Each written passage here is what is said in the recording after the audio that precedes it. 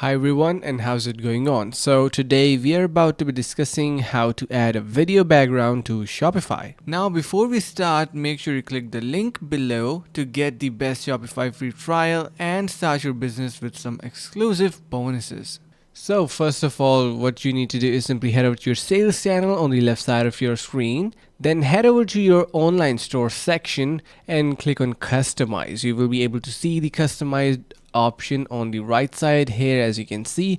Click on to that. Now we are on to our editing, you can say like section. So this is your builder tool. Now let's just say I want to add a video background in here below this product. What I can do is simply click on this add a section, and we have various options in here. So what I need to choose from this section is video. So, click on video. Now you can incorporate your video. Either you can add a URL or you can add your own custom video as well. So that's how you can easily do it. And hope this video was helpful. Finally, make sure to click the link in the description below to take advantage of our exclusive Shopify free trial to start your business right away.